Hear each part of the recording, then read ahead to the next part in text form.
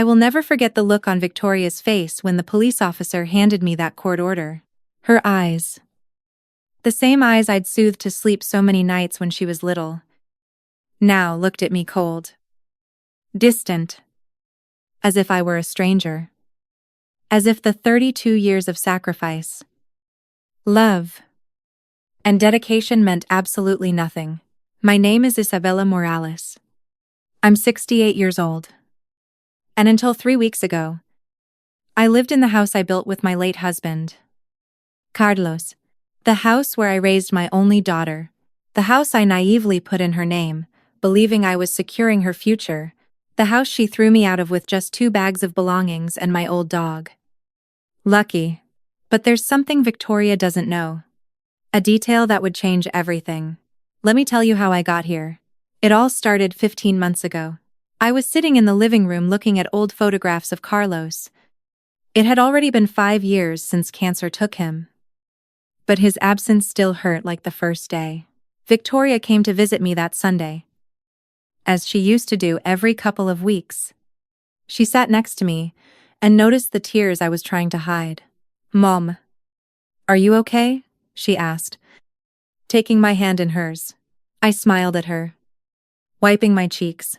"Just remembering your father. My love. You know these days are always hard." Victoria nodded and hugged me. Then, as if she had been thinking about it for a long time, she looked at me seriously. "Mom, I've been worried about you. You live all alone in this big house. What if you fall? What if something happens and nobody knows?" Her concern touched me. Since Carlos passed away, she had been my rock, my support. Even though she lived in her own apartment across town. "I'm fine. Honey, I have lucky. I have the neighbors who come over for coffee every afternoon. You don't have to worry so much." Victoria shook her head, her expression growing more serious. "It's not just that. Mom, this house needs a lot of maintenance. The roof needs repairs. The pipes are old. If something major breaks, what then? Are you going to pay for it with your Social Security check?" I couldn't deny she was right. The house was over 30 years old. And every winter, new leaks would appear. Carlos had always handled the repairs. But since his death, everything had become more complicated. My pension barely covered the basic necessities. And the money from Carlos's life insurance policy had been used up paying for his medical treatments. "I've been thinking about something," Victoria continued. "What if you put the house in my name? That way, I could take care of all the expenses. The repairs. The property taxes. You could keep living here. Of course, nothing would change in your day-to-day life except that I'd handle everything else." I looked at her, surprised. I didn't expect that proposal. "But honey, this house is your inheritance. It'll be yours anyway when I'm gone." "Exactly. Mom. But if we wait, you'll have to go through all the probate paperwork. The inheritance taxes are higher. Besides, if we do it now, I can start investing in improving the house. Think about it. A new roof. Pipes that don't leak. Maybe even that central heating system you always wanted." I had to admit, the offer sounded tempting. The winters were getting harder on me with my arthritis getting worse. And the idea of not having to worry about home maintenance was a relief. "I don't know. Victoria, this house is all I have." "Mom," she said, taking my hands in hers. "Trust me. It's just a legal formality. You'll keep living here as long as you want. I promise." Her eyes shone with a sincerity that disarmed me. This was my Victoria. The little girl I had raised with so much love. The woman in whom I had placed all my hopes. How could I not trust her? "All right." I finally agreed. "I'll talk to a lawyer." Victoria smiled widely and hugged me. "Don't you worry about a thing. Mom, I'll take care of all the paperwork. I know an excellent notary." And so it began. Over the next few weeks, Victoria took care of every detail. She brought me documents to sign. She explained each step of the process. Or at least that's what I thought. I signed so many papers that honestly I lost track. I trusted my daughter blindly. A month later, Victoria gave me the news. The house was officially in her name. We celebrated with a special dinner, and she made a toast to a secure future. I remember feeling a weight lift from my shoulders. My daughter would take care of everything, and I could live peacefully. The first few weeks after the transfer, everything seemed normal. Victoria came to visit even more frequently than before. She brought contractors to fix the roof just as she had promised. She replaced the pipes in the main bathroom. She even hired a landscaper to get the backyard in order. It was then that I met Derek. Victoria brought him to dinner one Friday. Tall, blonde, with a perfect smile and an impeccable suit. At first glance, he seemed like the ideal son-in-law. Derek is a real estate investor, Victoria explained as he poured the wine they had brought. We met at a finance conference 3 months ago. I remember thinking it was strange that Victoria had never mentioned him before. But the way they looked at each other made me think it was recent and serious. A pleasure to meet you, Mrs. Morales, Derek said, shaking my hand firmly. Victoria has told me so much about you. She says you're the strongest woman she knows. His words flattered me, but there was something in his eyes that unsettled me. A calculated coldness that contrasted with his perfect smile. I tried to ignore the feeling, blaming it on my motherly jealousy. After all, Victoria seemed happy, and that was all that mattered. Derek started becoming a part of our lives quickly. He came with Victoria almost every Sunday. He was charming, attentive, always bringing small gifts. Chocolates, flowers, once, even a new collar for Lucky. And yet, something inside me remained on alert whenever he was near. It was during one of those Sunday visits that Victoria told me the news. They were engaged. She showed me a ring with a diamond so large, it looked fake. They had only been dating for 4 months. Don't you think it's a little soon? Honey, I asked, trying to sound casual. Victoria looked at me with irritation. Mom, when you know you found the right person. You know. Your father and you got married after only 6 months. Remember, it was true. But times were different. Carlos and I were young, almost naive. Victoria was 32, with a successful career as an accountant. I expected her to be more cautious. I just want to make sure you know what you're doing, I insisted. Derek intervened then with that smile that never reached his eyes. I understand your concern, Mrs. Morales. It's natural to want to protect your daughter. But I promise you, my intentions are serious. I love Victoria, and I want to build a future with her. I nodded, not knowing what else to say. Victoria seemed so in love, so happy. Who was I to ruin that moment? The wedding was 2 months later, a small ceremony in a beautiful garden. Victoria was radiant in her white dress. And I cried as expected. Part of me cried with joy, seeing my daughter so happy. Another part, one I tried to ignore, cried from a sense of loss I couldn't explain. After the wedding, Victoria's visits became less frequent. She always had an excuse. Work, social commitments with Derek, exhaustion from visiting every 2 weeks. It went to once a month, then every 6 weeks. When I called, Derek often answered, telling me Victoria was busy and that he'd have her call me back. Calls that were rarely returned. I also started noticing changes around my house. One day, I came home from grocery shopping and found a man taking measurements in the backyard. When I asked him what he was doing, he told me Victoria had hired him to appraise the property. Another time, I opened the door to an elegant couple who said they had an appointment to see the house for sale. I explained there must be a mistake, that my house was not for sale. They left confused, showing me a listing on their phones. My house listed at an exorbitant price. I called Victoria immediately. She assured me it was a mistake. That Derek had been looking at similar properties to invest in, and someone had mixed up the addresses. She told me not to worry. But the strange visits continued, and every time I questioned Victoria, she had a perfectly reasonable explanation. Always blaming some administrative error or misunderstanding. 6 months after the wedding. On a Sunday morning, Victoria and Derek showed up at my door unannounced. Victoria was wearing an expensive coat I'd never seen before. Derek had that cold smile that now sent a chill down my spine. "Mom, we need to talk," Victoria said, walking in without waiting for an invitation. They sat in my living room.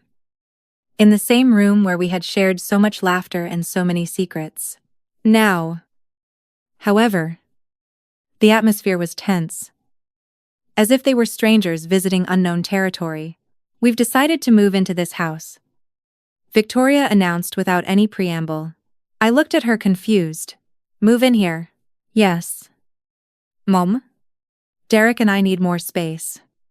His apartment is too small. And since this house is already in my name, it just makes sense for us to move in here." I felt as if the floor was shifting beneath my feet. "But this is my home, Victoria. We agreed that I would keep living here." Victoria and Derek exchanged a look.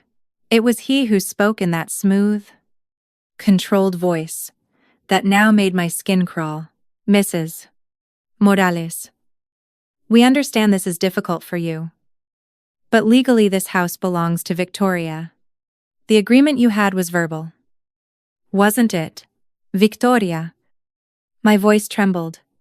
"You promised me, Mom," she interrupted in a tone I had never heard from her before. "Circumstances have changed. Derek and I are going to have a baby. We need this house." The news that in any other circumstance would have filled me with joy now hit me like a knife. A grandchild. Victoria was pregnant and using that to kick me out of my own home. "Congratulations," I managed to say, tears welling up in my eyes. "But this house is big. We can all live together. The guest room can be the baby's room. And I can help with it." "It won't work, Derek Jutin. Victoria and I need our space. Besides, this house needs major renovations before the baby arrives. It will be better if we find another solution for you." "Another solution?" My voice sounded distant, as if it belonged to someone else. "What do you mean?" Victoria pulled some brochures from her purse and spread them on the coffee table. "We've been looking into assisted living facilities. There are several really nice ones with 2 4-hour medical care. You'd have more company. Social activities." I couldn't believe what I was hearing. My own daughter, for whom I had given everything, was trying to send me to a nursing home. "I'm not going to any facility," I said with a firmness I didn't know I still had. "This is my house. Carlos and I built it brick by brick. My only daughter was born here. My husband died here. I am not leaving." Victoria sighed as if she were dealing with a stubborn child. "Mom, be reasonable. The house is in my name. Legally, I can do whatever I want with it. You promised I could stay here as long as I wanted. You promised me." "Victoria." Derek stood up, visibly impatient. "Mrs. Morales, I understand your attachment to this house. But you need to understand that it is now Victoria's property. We are offering you a dignified alternative in a luxury facility. Many people in your situation, in my situation, the rage was beginning to replace the initial shock. And what is my situation exactly?" "Derek. Being a naive old woman who trusted her daughter." Victoria stood up, too, clearly annoyed. "This isn't getting us anywhere. We'll give you time to think about it, Mom. 1 week after that, we expect you to have made a reasonable decision." They left as abruptly as they had arrived, leaving me sitting in my living room with the brochures for retirement homes and a shattered heart. That night, I didn't sleep. I walked through the house that had been my home for 3 decades, touching the walls that held so many memories. Victoria's room, where I had rocked her to sleep so many nights. The kitchen where Carlos and I used to dance while making dinner. The backyard where we had celebrated every birthday, every 4th of July barbecue, every Christmas. How had it come to this? At what point had my sweet Victoria turned into this cold, calculating woman capable of throwing her own mother out onto the street?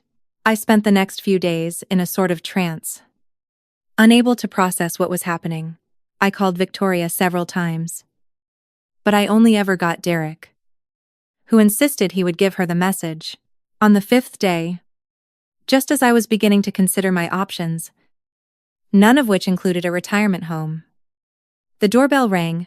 It was a police officer accompanied by a man in a suit who identified himself as Victoria's lawyer. Mrs. Morales, the lawyer said, handing me an envelope. This is a court order. You have 48 hours to vacate the property. Any personal effects remaining in the house after that deadline will be considered abandoned. I couldn't believe what I was hearing. There must be a mistake. Istamel. This is my house. The lawyer shook his head. The property is registered in the name of Victoria Bennett. She has filed an eviction lawsuit alleging that you are illegally occupying her property. The judge has ruled in her favor. As the man spoke, I saw Victoria's car pull up in front of the house. She got out wearing that cold expression that now seemed to be her natural state. Behind her, Derek was smiling faintly. Victoria? I pleaded as she approached. You can't do this to me. I'm your mother. She didn't even look me in the eye. 48 hours. Mom, you can take your personal belongings. The rest stays. Where am I supposed to go? Victoria pulled a piece of paper from her purse. I've booked a room for you at the Maple Creek Senior Living Facility. It's paid for 3 months. That's enough time for you to adjust and find a permanent arrangement. I felt like I couldn't breathe. Why? Victoria, why are you doing this to me? For the first time, I saw a flicker of doubt in her eyes, but it lasted only a second before Derek put his hand on her shoulder, as if reminding her of something. The house is worth a lot. Mom, with the money from the sale, Derek and I can buy something better, in a more exclusive neighborhood. Something worthy of our son. You're going to sell your childhood home, the house where you grew up. Victoria shrugged. It's just bricks and mortar. Mom. And speaking of which, we need you to give us the keys right now. The police officer, visibly uncomfortable, intervened. Mom, it's not necessary for you to hand over the keys now. The order gives you 48 hours. Derek stepped forward. But we'd feel more at ease if you handed them over now for security. Security. My voice was hoarse and strange. Do you think I'm going to damage my own house? It's not your house anymore. Mom, Victoria said coldly. And frankly, we don't know how you're going to react. At that moment, Lucky started barking from inside the house. Sensing my distress, Victoria made a gesture of annoyance. And you'll have to take that dog. We can't keep him. It was that sentence more than anything else that showed me how much my daughter had changed. Lucky had been her playmate throughout her entire childhood. She had picked him out at the shelter herself when she was 8 years old. How could she talk about him as if he were a piece of old furniture? I'll take Lucky. Don't you worry, I said with a calmness I didn't feel. And I'll be gone in 48 hours. Just like the order says. But I want you to know, Victoria, that one day you will regret this. Not for me, but for you, because the day you are treated this way by your own child, you will remember this moment. I saw a flash of pain in her eyes. But it was Derek who responded. Don't threaten my wife. Mrs. Morales, you have the court order. 48 hours. They left, the police officer and the lawyer following them, leaving me alone on the porch of what was no longer my home. The next 48 hours were a blur of emotion and activity. How do you pack up 30 years of life in 2 days? What do you take when you can only carry what fits in 2 suitcases? I took the photographs. Of course. Carlos's letters. The little treasures that were worthless to anyone else, but held a lifetime for me. The blanket my mother had knitted. My father's pocket watch. The first Mother's Day card Victoria ever made me with her little handprints in pink paint. Lucky watched me pack. Confused. As if he understood something terrible was happening. At 12 years old. He was too old for so much uncertainty. Just like me. I called Elena. Carlos's sister. She lived in another city 2 hours away. But she was the only family I had left. I explained the situation through tears. You come here. Isabella. She said without hesitation. You can stay with me for as long as you need. And bring Lucky. Of course. Her kindness only made me cry harder. I don't want to be a burden. Elena, you could never be a burden. You're my sister. Even if Carlos isn't with us anymore. Family is family. Words that my own daughter had apparently forgotten.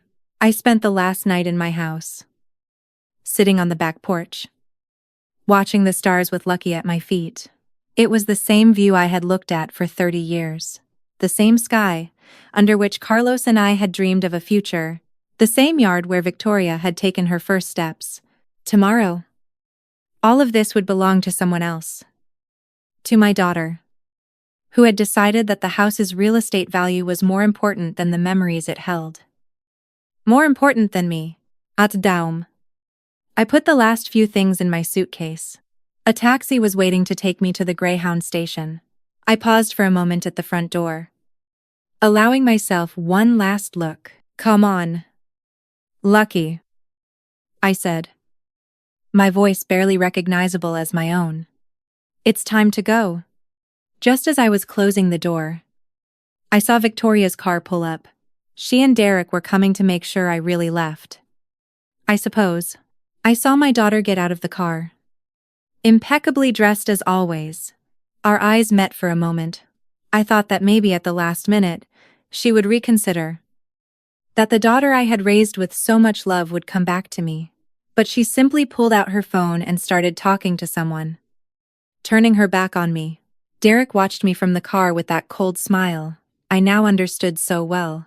The taxi driver put my 2 suitcases in the trunk. I helped Lucky get into the back seat. That was it. 30 years of my life, reduced to 2 suitcases, and an old dog. Where to? Ma'am, the driver asked. The bus station. I replied without looking back.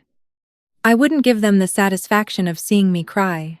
As the taxi pulled away, I remembered the words of Victoria's lawyer.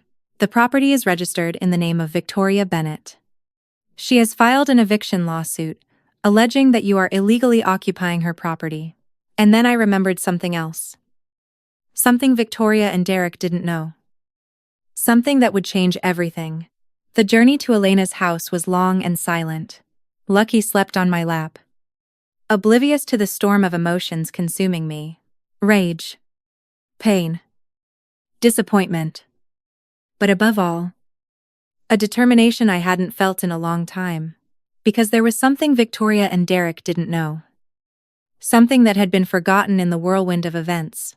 When I arrived at Elena's house, she was waiting for me at the door. She hugged me tight, without asking any questions, and led me inside. Her house was small but cozy. So different from the one I had just lost. She set me up in her guest room and let me rest. That night, after a dinner, I barely touched. I told her everything. How Victoria had convinced me to put the house in her name. How she had changed after meeting Derek. The court order. The 48 hours. The humiliation of being thrown out of my own home. Elena listened in silence. Her expression, shifting from disbelief to outrage. Isabella, she said finally. Do you remember when you decided to put the house in Victoria's name? Do you remember that Carlos had a lawyer friend? Ernesto Vega. I nodded slowly. Ernesto had been Carlos's friend since college. He had been at our wedding. At Victoria's baptism. After Carlos died, he had come to visit me several times, offering his help with legal matters. You talked to him before you signed anything. Right, Elena pressed. Yes. I remembered suddenly. Ernesto told me not to sign anything without him reviewing it. And then Victoria brought the papers. And I stopped, remembering something else. Ernesto had insisted on reviewing the documents before I signed. I had called him to tell him about Victoria's proposal. He had warned me to be careful, to include clauses that would protect me. Ernesto added something to the documents. I said slowly, the memories flooding back. A clause. The right of a life estate. Elena completed, smiling for the first time that night. I remember because Carlos and I talked about it when he was sick.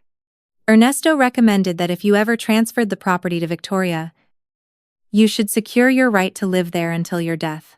I sat in silence, processing the information. Was it possible? There was a clause in the documents that gave me the right to live in the house, regardless of who the owner was. But what about the court order? I began. Victoria, and that husband of hers, probably don't know anything about that clause, Elena said. I bet neither of them bothered to read the original documents. And if the lawyer they hired didn't do his job correctly, a small flame of hope ignited within me. I need to call Ernesto. Elena looked at her watch. It's late. But first thing tomorrow morning, we'll call him. You rest now. Tomorrow is a new day. That night, for the first time in weeks, I slept soundly. The next morning, Elena woke me with coffee and news. She had gotten a hold of Ernesto and briefly told him the situation. He was expecting us at his office at 1000. We arrived on time. Ernesto, now with more gray hair, but the same kind smile I remembered, greeted us with a hug. Isabella, I am so sorry about all of this, he said, motioning for us to sit. Elena gave me some details, but I need you to tell me exactly what happened. For the next hour, I recounted everything. Victoria's proposal, the documents I signed, the wedding to Derek, the changes in her behavior, and finally, the eviction order. Ernesto took notes, his expression growing more and more grim. When I finished, he took off his glasses and looked at me directly. Isabella, do you remember? I insisted on reviewing all the documents before you signed them. I nodded. Yes. You came to the house and we went over them together. Exactly. And I added a specific clause. A life estate. It means that even though the property is in Victoria's name, you have the legal right to live there until your death. It's a right that cannot be revoked. Not even by the property owner. So the court order, it's invalid. Completely. Ernesto affirmed. The judge who issued it likely had no knowledge of this clause. Victoria and her lawyer must have only presented the title deed without mentioning the life estate. That's fraud upon the court. A mix of relief and rage washed over me. Can I get my house back? You not only can, Isabella, you must. What Victoria has done is illegal. We need to act fast before they sell the property. The following weeks were a whirlwind of legal activity. Ernesto filed a lawsuit against Victoria and Derek, alleging procedural fraud and the violation of my rights as the life tenant. He also requested an injunction to prevent them from selling the house while the case was being resolved. During that whole time, I stayed with Elena. Her unconditional support was the only thing that kept me afloat. Her and Lucky, who seemed to have a new lease on life in her spacious backyard. A month later, we received the news. The judge had ruled in our favor. The eviction order was nullified, and my right to a life estate on the property was officially recognized. What does this mean exactly? I asked Ernesto when we met to discuss the ruling. It means, Isabella, that you can go back to your house. You legally have the right to live there for the rest of your days. Victoria is still the owner, but she cannot prevent you from living in the house. Nor can she sell it to anyone without respecting your life estate. And if they refuse? Elena asked. Ever practical. Ernesto smiled. A smile that reminded me so much of Carlos it almost made me cry. If they refuse? We will have the judgment enforced with police assistance if necessary. I couldn't help a small smile of satisfaction. The thought of returning to my house, of reclaiming my home, filled me with a joy I hadn't felt in weeks.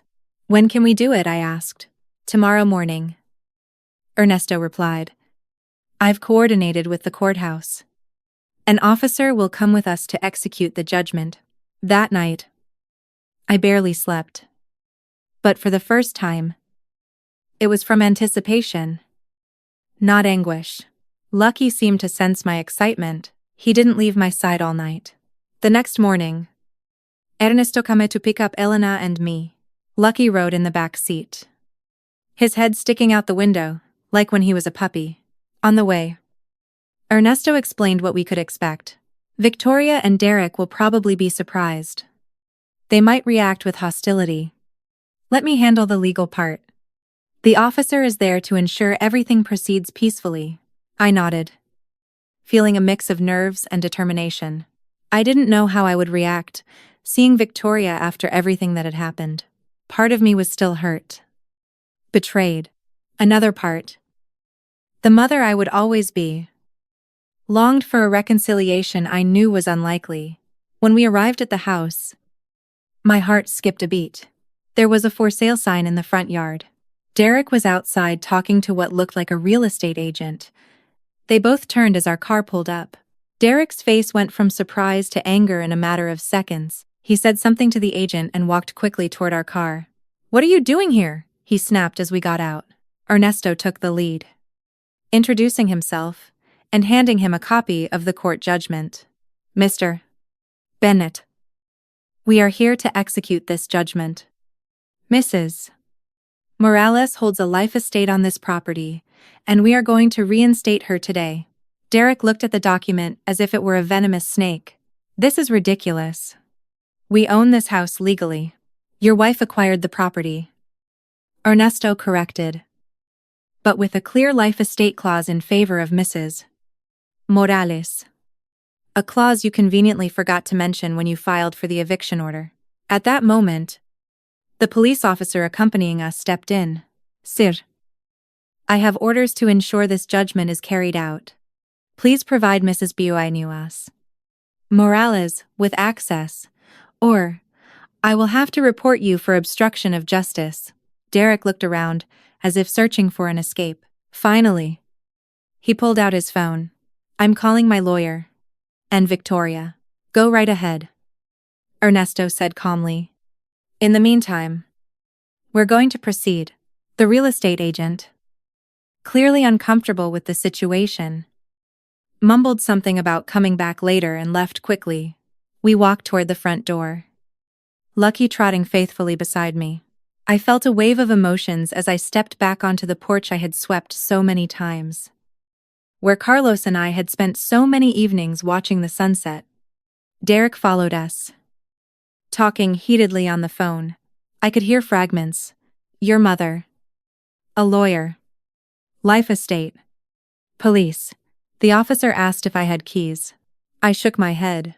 Victoria had taken them from me on the day of the eviction. He rang the doorbell. No one answered. The house looks empty, Elena remarked. Derek finished his call and approached us visibly agitated. Victoria is on her way. So is my lawyer. This is a mistake. There is no mistake. Mr. Bennett, the officer said firmly. I have a valid court judgment. Do you have the keys to the property? Derek hesitated, but finally pulled a set of keys from his pocket. This is an outrage, he muttered, as he reluctantly opened the door. Entering my home after a month's absence was like breathing again after being underwater. Despite the obvious changes, new furniture, freshly painted walls, the smell, the light coming through the windows. It all felt familiar. A part of me. Lucky ran inside, sniffing every corner excitedly, recognizing his territory. I smiled, seeing him so happy. All right, the officer said, consulting some papers. According to the judgment, Mrs. Morales has the right to reside on this property without interference. Mr. Bennett, are there any belongings of yours, or your wife's, that you wish to remove now? Derek seemed surprised by the question. Remove. This is our house. We've done renovations. Bought new furniture. The furniture and improvements can stay. Ernesto intervened. Mrs. Morales is only reclaiming her right to live here, not the ownership of the personal property you have acquired. This is absurd. Derek's mood shifted from disbelief to fury. You expect us to just leave all our furniture, our things, and walk away? You can take your personal effects. Ernesto clarified calmly. But what is part of the house? Like fixed furnishings, appliances, and so on, must remain. It is part of the life estate. Derek was about to respond when we heard a car screech to a halt outside.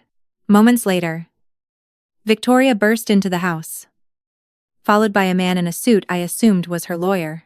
Our eyes met, and for an instant, I saw my little girl again, the child who ran into my arms when she scraped her knees, the teenager who cried on my shoulder over a broken heart, the young woman who had hugged me at Carlos's funeral, promising we would always be together.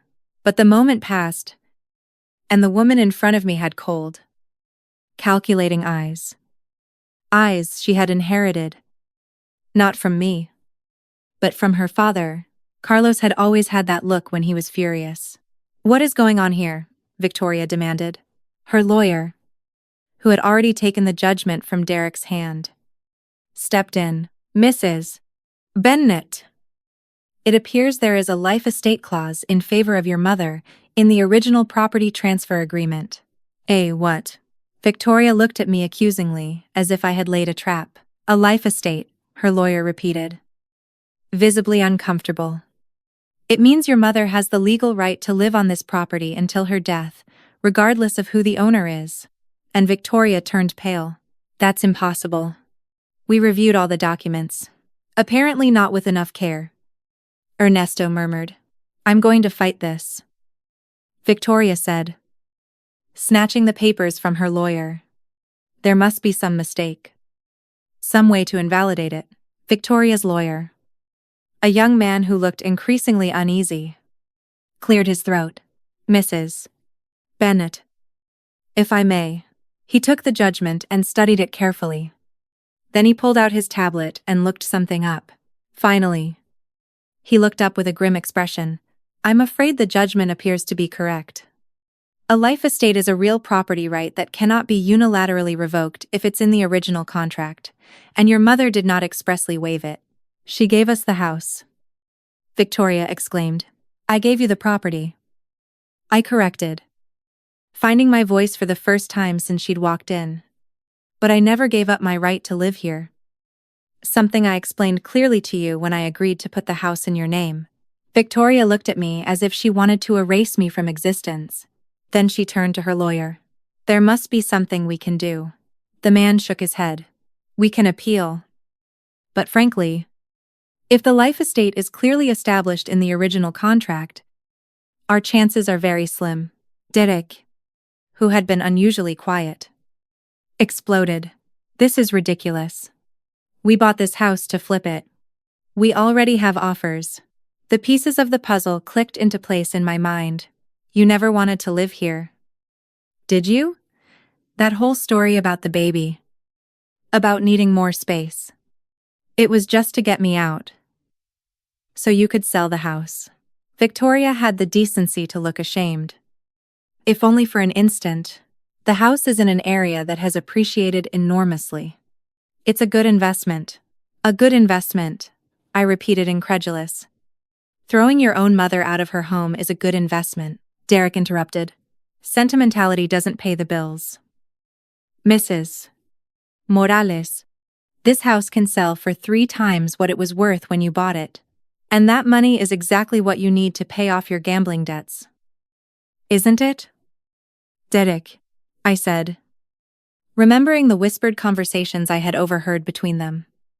The mysterious phone calls. His growing nervousness. Derek's expression confirmed I had hit the nail on the head. Victoria looked at him. Surprised. What is he talking about? Derek, don't listen to her.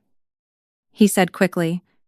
Your mother is making things up to turn us against each other. But Victoria was no longer looking at him with the same adoration. A shadow of doubt had appeared in her eyes. The police officer, who had been observing quietly, spoke up.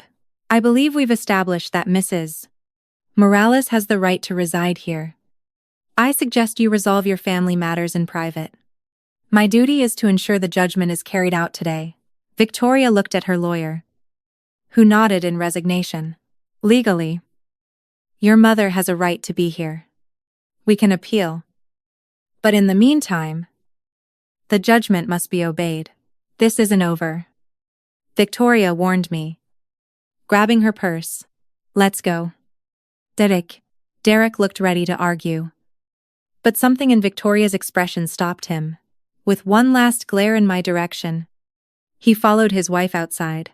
Once we were alone, Ernesto, Elena, the officer, and I looked at each other in silence for a moment.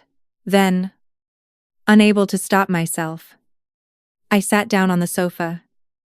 A new one I didn't recognize, and burst into tears. Tears of relief, of pain, of bitter victory. Elena sat beside me, holding me. Lucky jumped onto the sofa and rested his head on my lap, just as he had done 1,000 times before. You're home, Isabella, Elena whispered.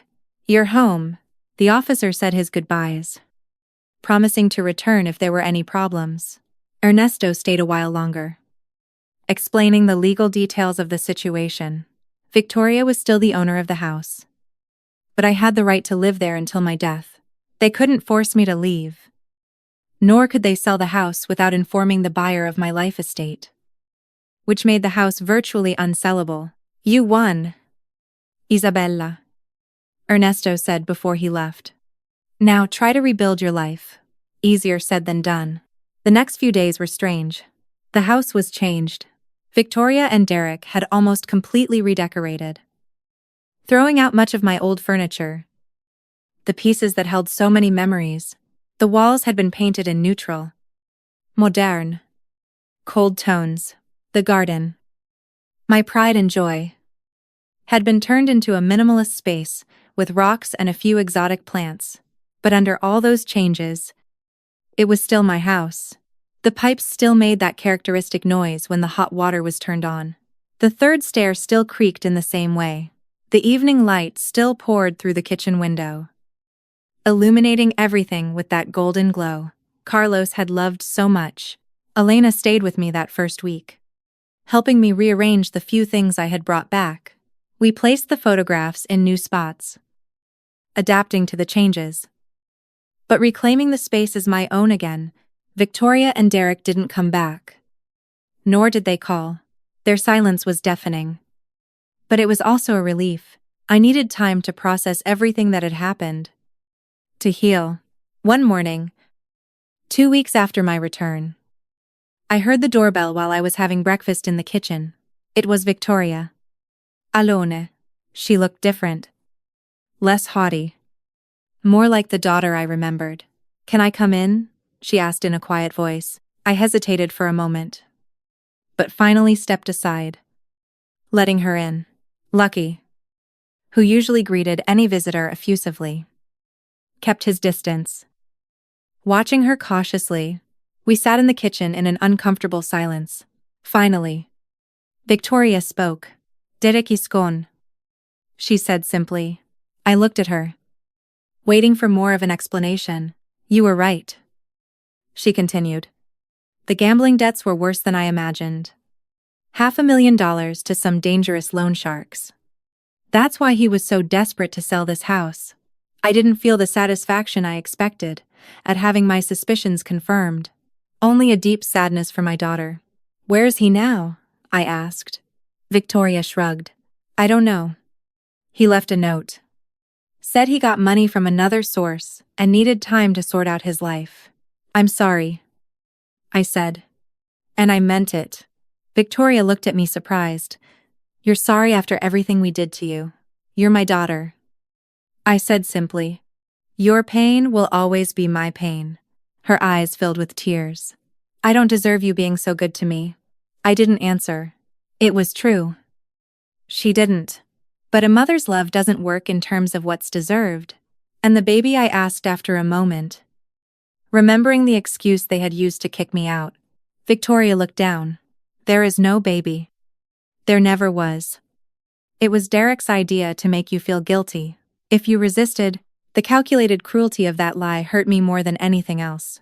To play with something as sacred as a grandchild, but I said nothing. What was there left to say? I'm filing for divorce. Victoria continued. And I'm going to try to fix things. Starting with giving you the house back. I looked at her surprised. You don't have to. I do. She insisted. I never should have gone along with his plan. It was a terrible, unforgivable mistake. Nothing is unforgivable between a mother and daughter. I said softly. Victoria broke down then. With sobs that seemed to come from the very depths of her soul. I stood up and held her, feeling her body tremble against mine. Just like when she was little and had nightmares. I'm sorry. Mom. She repeated through her tears. I'm so sorry. I forgave her. Of course. Not immediately. Not completely. But I started that day. The road to reconciliation would be long, filled with difficult conversations and wounds that would be slow to heal. Victoria had betrayed my trust in the worst possible way, and that isn't easily forgotten. But she was my daughter. The little one I had rocked to sleep. The girl whose scraped knees I had bandaged. The young woman whose tears I had dried. A mother's love is perhaps the most resilient force in the universe.